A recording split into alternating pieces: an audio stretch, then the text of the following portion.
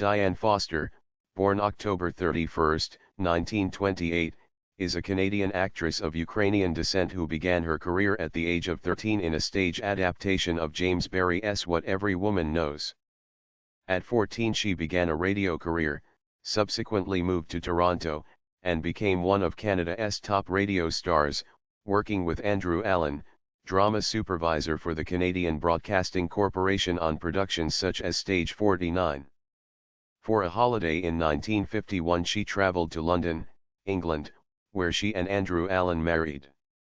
In London that same year, she appeared on stage in Agatha Christie's The Hollow and Orson Welles' Othello. In March, 1952, her husband returned to Canada while she stayed in London to honour her 5-year contract with a British film company.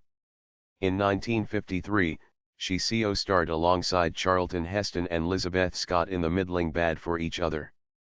In 1954, she was signed by Columbia Pictures and relocated to Hollywood, where her first appearance proper that year was with Mickey Rooney in the well-received Drive a Crooked Road.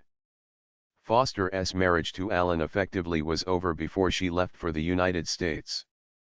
McCott, a Hollywood radio-television scriptwriter, during location filming for The Kentuckian. At 39, McCott was 14 years her senior and had been married previously. In 1955, Foster appeared on the cover of Picture Goer and co-starred in 2 big films, Glenn Ford's The Violent Men and Burt Lancaster's The Kentuckian. On February 14, 1956, she gave birth to twins, a son, Jason, and a daughter, Jody. Although her film career continued, it was not on the same upward trajectory as before. In 1957 she co-starred in the biopic Monkey on My Back about boxer Barney Ross, Night Passage with James Stewart and The Brothers Rico with Richard Conte. That same year she also filed for divorce from McCott, claiming he struck her in the face and kicked her in the stomach.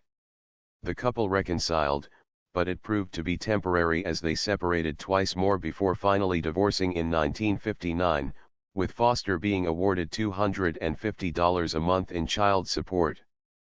It was the 3rd time she had filed for divorce, and she gave her age as 24, although she was in fact 31.